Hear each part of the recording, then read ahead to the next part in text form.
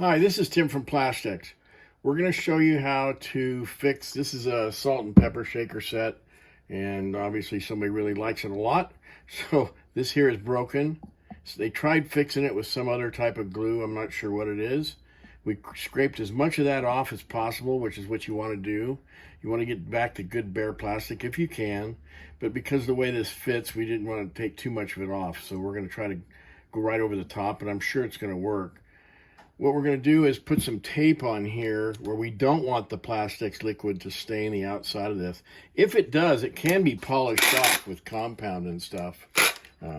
You can polish it off, but you might as well protect it with the tape. Just like this. We'll just take this and we'll just put real close to where the joint is here. And we'll just put tape on there to protect anything that may run down.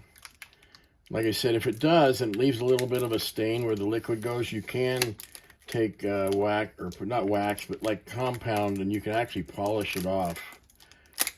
And this tape is wider than it needs to be, but it's packaging tape. So you can put that around there.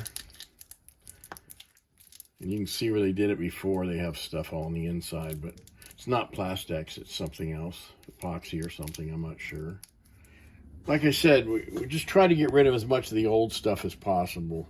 There's some on both sides here, but and I put a little mark on here where that lines up perfectly. Normally we would V it out, but we're not going to in this case.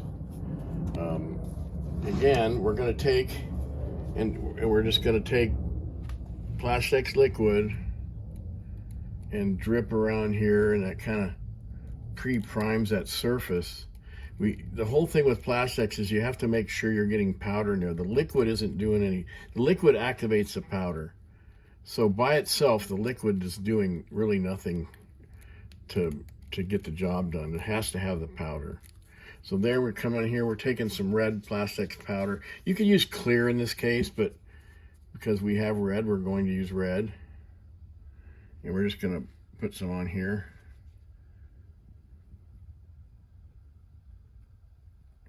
Just kind of get some on. You may have to do this a couple times to make sure you get it all the way around.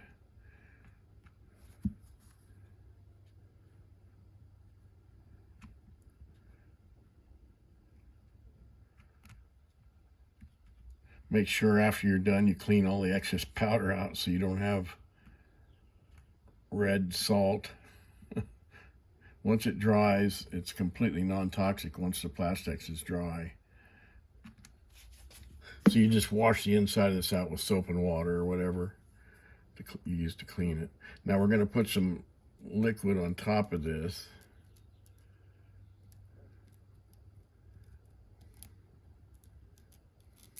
And we're going to come back and do a little more powder, make sure we got plenty of powder on there. Like I said, the powder is what does the work here, not the liquid.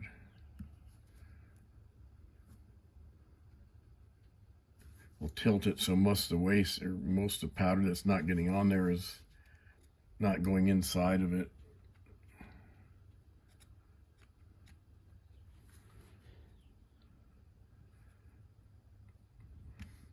Because we're not V'ing it out, we have to make sure there's plenty of powder on that lip. So here we'll come back, put more liquid on here, a liberal amount of liquid. You can kind of see there, it's kind of built up like a gel on there. And we'll find the mark right here, and we're just going to put this on here like that.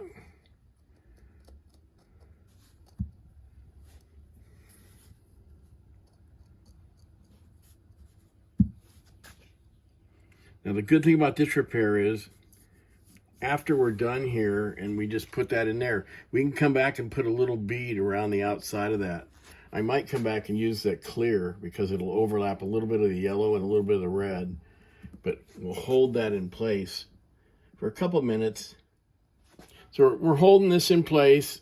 Be careful not to tip it or anything, because what we did here is really just using it like a tack weld in a way. We're getting this on there, and then we're going to let that sit for 20 minutes or so.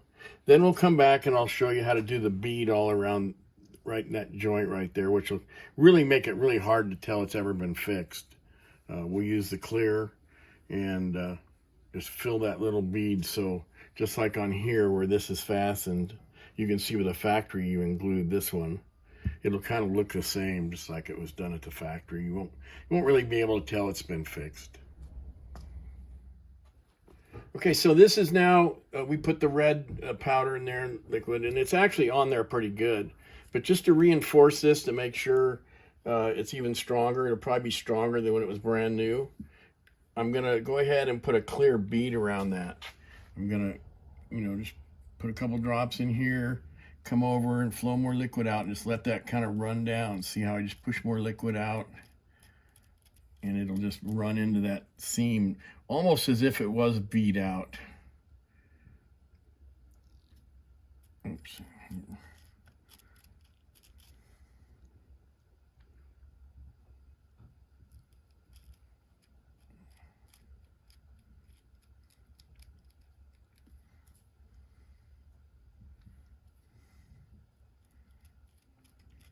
So I'll end up going all the way around this like this.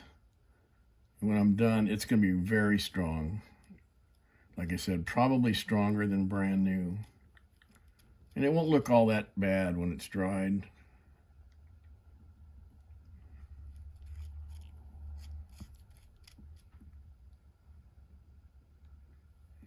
Get some more here. You just push more liquid out until you get it to go where you want it to go. That was a little ball that was down in there.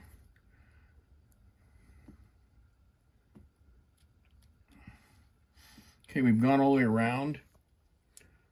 All right, so I'm going to take a paper towel now and just kind of wipe the excess off of here. Most of it's on the tape that's on here just to protect it.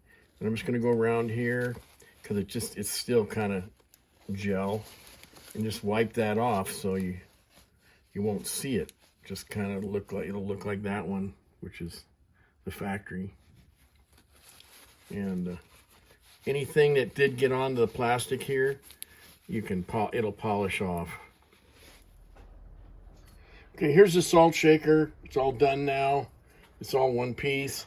It was really bad looking in here because they used some other kind of glue. We fixed that up and cleaned it up. Looks almost as good as the factory one, where they put it together. So now it's just as strong, like it's never been broken. And there it is, all put back together.